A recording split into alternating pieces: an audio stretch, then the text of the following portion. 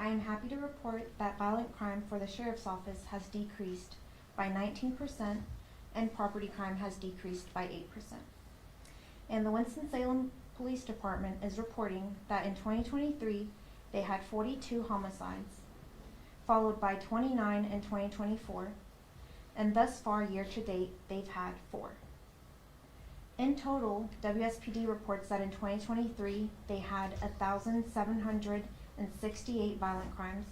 In 2024 they had 1,617, and year to date they're at 563.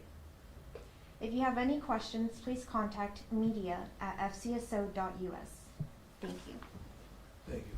First of all, I want to thank you all for coming. I appreciate you all coming. I want to thank my partners in crime prevention with Salem Police Department. Chief Penn is out of town.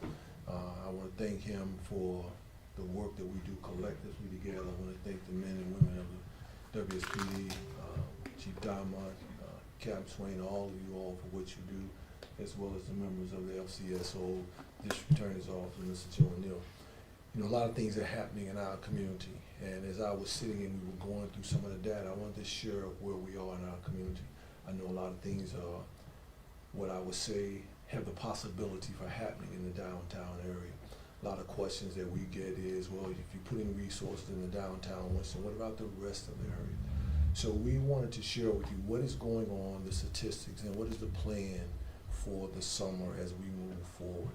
And the plan is that we want to ensure that this community, the numbers that you heard, are a result of the holistic approach of the community. We didn't get here solely by ourselves. We got here by participation from the community. We got here from a lot of things that we have done collectively together. And so as we go forward into the summer, our plan is to continuously work with the Winston-Salem Police Department, Kernersville Police Department, and keeping this entire county safe. The other part of the thing we want to do, school is getting out. We're about to approach the beginning of the summer. And so as we approach the beginning of the summer, one of the things we want to do is lay out a plan that we're constantly working on with Chief Penn and his team as to how we can increase visibility throughout the entire city as well as the county, looking at areas that may pose a problem as we move into the summer. Also looking at plans how we can stop some of the things before they happen. I could not do this without Mr. O'Neill and his team. It has been truly a partnership. I thank you for the partnership you've done to support Winston. I know that a lot of things are happening, a lot of moving parts are being happening. I encourage you to stay with this run because we need you. I need everybody in this room to change and to make sure that these numbers continuously decline. I know that the budget is a hot spot. I know some of you all may have some questions about the budgeting. You know, what I say, I saw the article in the paper on the news about the money, the situation with the SROs. What I can assure you is that the SROs will continuously work 12 months out of the year. We will utilize them throughout the entire county, throughout the entire city, whether it's in parks and recreation. What I can assure you is that this is a team effort. And none of us that wear a star or even a shield in this for the money. We in this because we love serving the community. So what I'd like to do before I go any further, before we close out, and allow you to ask questions. I'm sure you got some questions. You know, we were having a conversation upstairs, you know, what are some of the possible questions that they may ask the media?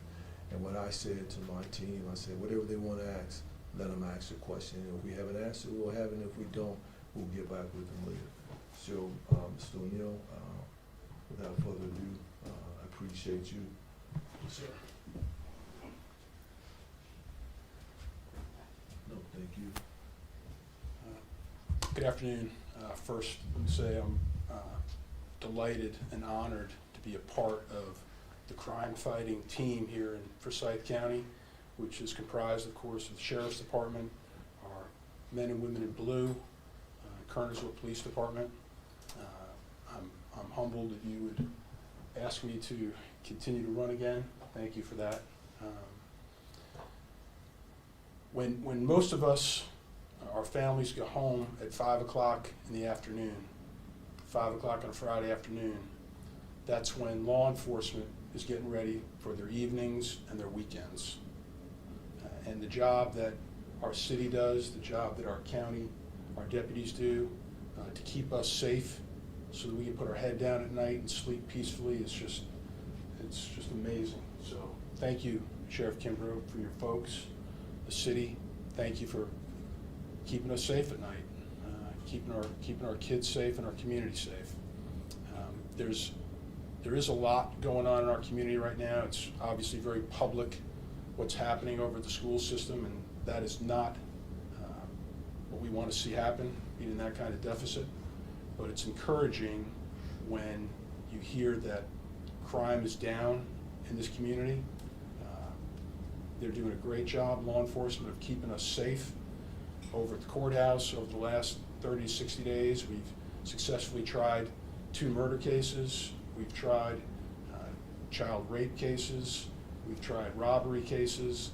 And it's because the men and women in law enforcement are putting together great cases and handing to our prosecutors. So we are very humbled to be part of such a great team effort here with the city and the county and Kernersville. So without any further ado, I'm going to turn it back to Sheriff Kimbrough. So before I open the floor for questions, one thing I want to reiterate, and that is the importance of the community. Important to let them know that we will be working in conjunction to not be out here to stop anyone from enjoying their summer. The kids, I saw kids this weekend as I was downtown. I saw people going about enjoying it, and that's what we want. We just want to ensure that the community is safe. I want to thank the community for the support.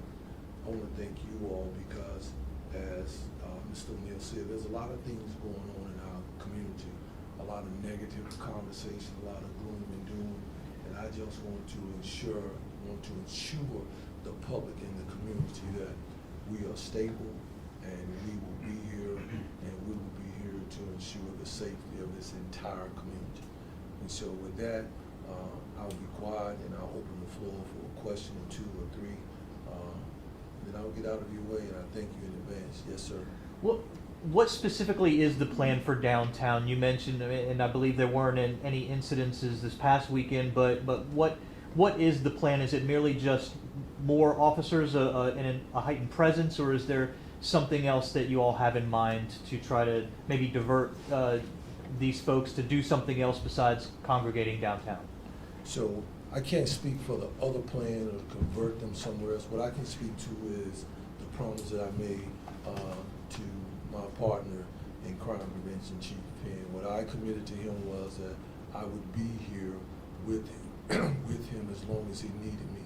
If that meant the entire summer, if that meant utilizing, as you know, most people know that if you've been watching the news or watching public conversations about SROs, you know, school system paid for 10 months, but they were 12 months, however they worked that out. We will be utilizing our SROs in various capacities as the summer moves along. So the plan from the Forsyth County Sheriff's Office is to give Winston whatever they need from us. Me and Chief Penn have been having a lot of conversation. Matter of fact, we were in conversation yesterday on another matter. But the plan is to make sure that Winston is covered, whether that be downtown Winston, whether that be Walltown, whether that be South Side, East Side, whatever. Because I know a lot of times people say, well, you put your resources downtown. Why down there when there are other parts of the city that may need resources? So he and I are going to look at the plan when he returns, but I can assure you what you saw this weekend, if you ever came through downtown, you saw a lot of officers and deputies downtown. You will see much of the same as the days come and go. There was some talk at the last news conference, I guess that was last Monday, that y'all were considering a curfew. So is that off the table now, or is that still part of the plan? I don't have the authority to make a curfew. If I did, you probably would have one, but I don't have that authority. I try to stay in my lane. That's up to, I guess, county commissioners and city council. However, I think that I'm believing and I'm claiming it. I think that the problem has really, I think the problem will take care of itself. I think when people see that there's extra uniforms in downtown Winston, you know, a presence, you know, statistically, the statistics and the data will show that anytime there's a presence, a high presence of law enforcement, there's a decrease in what would be incidents. And so I think that having a high presence in downtown Winston-Salem throughout this city is going to make a difference. So countywide, violent crime is down, but as far as downtown Winston is concerned, which I know that's not, that's, too thin. We talked about possibly charging parents for their child's deviant behavior last week. Are we gonna move forward with that, or is that still kind of an option on the table that we're talking about?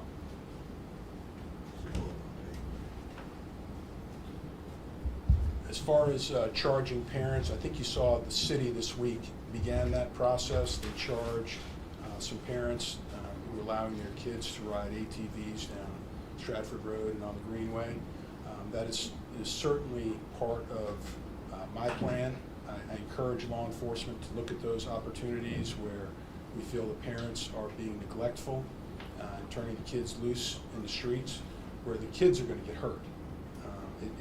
I said this last week when we talked about a curfew. It's not designed to punish, but it's designed to protect the welfare of juveniles. And being unsupervised at 2 or 3 o'clock in the morning or riding down Stratford Road on an ATV is likely to get the child hurt. And so we will take steps that we feel are necessary to protect the juveniles. Were the scooters out there, those long scooters, are they still deactivated or not? Because I think I saw, this was an adult though, I saw someone ride down Marshall Street before him. My understanding is that they are disconnected or deactivated weekend nights. Right. Yeah, confirmed. For either one of y'all, what do you owe the statistics? What do you owe that downturn in violent crime and property crime in the county to? Go ahead. I'm sorry. I owe it to the work that the men and women of the police department, the men and women of the sheriff's office, the district attorney's office. I think that when you have a community, what I call community credibility, when the community believes in the men and women that serves, and you're starting to shape an attitude. I think that some of the programs that Winston has stood up, the sheriff's office stood up, involving young men and women. One of the programs that they have stood up, one of the programs that we're standing up this summer, where we're bringing kids here, we're going to pay them every week $100 to come and work here, right? So I think that by doing programs like that and involving yourself in the community, that has been a game changer. Also the hard work, the work that the men and women do. People don't see the work that goes on behind the scenes. You see me, you see him, you see the folk in these suits and with the brass on, but there's a whole army or platoon of people that are out there on the streets at night in the real-time intelligence center, in the real-time intelligence center here. And so I think that there's a plethora of things that go in that has caused the numbers to go as if they're going. And also I just think that the people in this community appreciate, and the message is starting to resonate. You talk about cracking down on children's behavior, teenagers' behavior by charging their parents possibly with that. I know it's not official yet, but for parents who may be watching this, who may be working 2, possibly 3 jobs during the summer, work keeps going, but now the kids are out of school. Now they don't know maybe where their kids are going to be in the daytime, when in school they knew that their kids would be at least held accountable for in some place. So what do you have to say to parents now that their kids are out, but they may not be able to look after them and know where they are 24/7, maybe while they work jobs in the morning and also the evening? Well, I can't. Here's what I would tell you that, that's a good question. I can't tell people how. I can only suggest, right? I know that I too was a single parent that worked a lot of hours, and my older kids had to make sure they were home looking after the younger boys, right? I've said this many times before.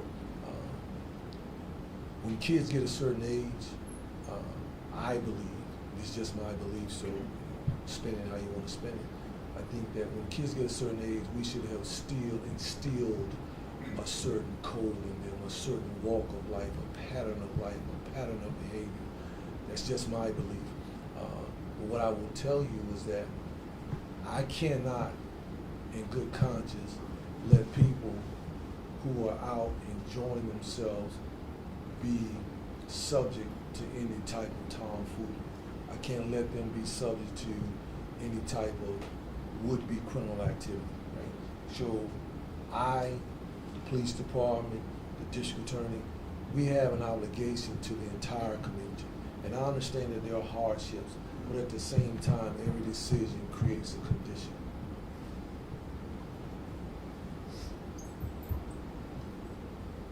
Is there anything that you, obviously we have to ask this, is there anything that you want to say regarding the multi-million-dollar deficit that we learned from County Commissioner Chair Don Martin last night about the SROs? I know that you touched on a little bit, but is there anything that you? That I want to say? Yes. I probably could say a lot, but in full respect, what I would tell you is that I'm not the bean counter. I'm not. I have to operate within what the dollar amount that the commissioners give me. But what I would tell you is this. I don't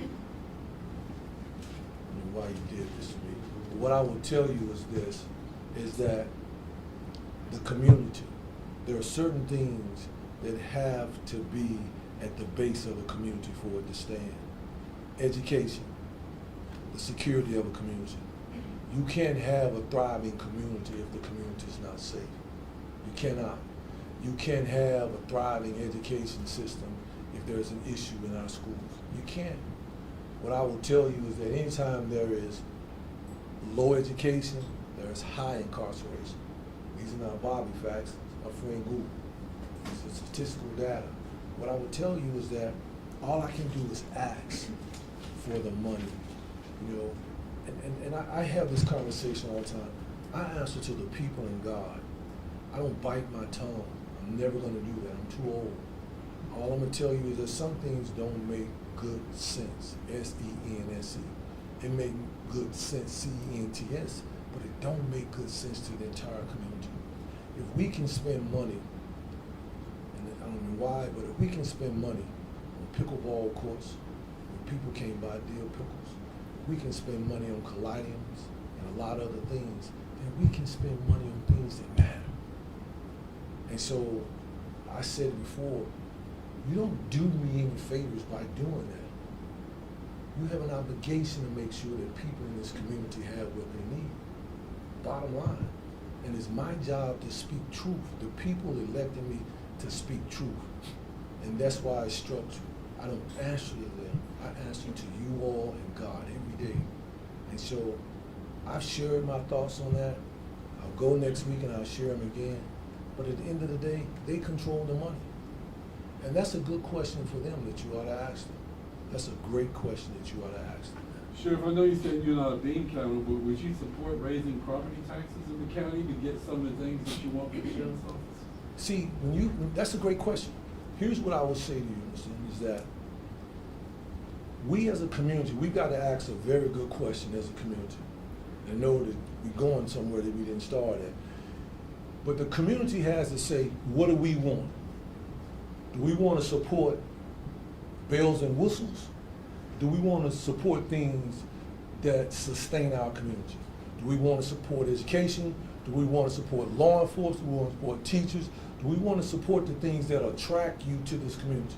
What I can tell you is that this county has grown about 25,000 people since I came into office, right? So what attracts people to a community? The safety, the schools. Those are the things that attract people to a community. So what I will tell you is simple. If we have gotten to a point to we have not been keeping up, then guess what? You have no choice but to raise it, because if you don't raise it, you're going to fall behind. You're going to be remaining in the same place. And anything that is not progressive becomes stagnant, and eventually it will become irrelevant. And we've got to realize that as a community. Guess what? The tax is going to affect me like they do the next person. If it means increasing my taxes 5 cents, 10 cents, 20 cents, let's go. If it will get teachers what they need, the police department, the fire department, and those that sustain our society, I'm for it. Yes. Sheriff, what's your relationship like right now with the Forsyth County school system in light of this situation? My relationship, I still love the school. I'm a product of the public schools. I have children they're a product of. My hope is that they get what they need, because here's the thing that you gotta realize, that whatever has happened up there, it's gonna affect children. It's gonna affect the quality of their education. And guess who will be affected the most? The same people that are being affected now. The have-nots. And so, of course, I'm concerned, just like anybody in this room should be concerned about what's going on, because those are our children. And here's the thing, as I said, if you don't educate them, what you gonna do? What will happen? School serves a lot of purposes to a lot of kids. They feed them. They give them social skills. So of course I'm concerned, like everybody in this room, we should be right now, we should be focused on resolving this issue. You can't keep talking about cut here, robbing Peter to pay Paul, putting more people in the classroom. You know, I'm not an educator, but I do have a little bit of logic. You know, if you're having an issue in the classroom now, managing what you got, and you increase the size, you can't keep taking away. We gotta reward the people, the teachers. We gotta give them what they need. And the people of this community have gotta stand up and say, this is what we want. We gotta demand this. The same way that you all come for me when you think something is happening here, that's the same energy gotta be given across the street. We didn't come here for that. There's a sore spot with me. I'm sorry. Thank you. I was feeling good preaching. Thank you. Thank you for everyone for the questions. Thank you to our speakers. If you have any more questions, please contact at media@fcso.us. Thank you. Well, I have a question. You mentioned that You can contact us at media@fcso.us. Go ahead, Ms. You family. Go ahead, ask your question. Thank you. You mentioned that you can offer young people jobs here at the Forsyth County Sheriff's Office. Well, when I say job, let me clarify that. Okay. So, I shouldn't say that, Brian, we're doing it next week. But anyway, June 9th. So what we have is that we have went out into the community, the schools, right? Mm-hmm. And we have secured 25, 30 kids that'll be coming to various places during the day, right? And every Friday, we will pay them $100, not from the budget, okay? It's from money that we have raised, so please quote me. It won't be from the budget, so we don't want them to say that he done added some more money, right? You said various jobs. Are you talking about? When I say jobs, I mean, we're gonna give them, they're gonna come here and we're gonna pay them like it's a job. Okay. In other words, they'll be coming to leadership classes, they'll be coming to skill set classes, they'll be coming to math classes, reading classes. Okay. And so I said like a job because we're paying them. Okay, that clears that up. Thank you. No, thank you. We good. I appreciate y'all for coming. Thank you all. Have a good day. Again, thank you.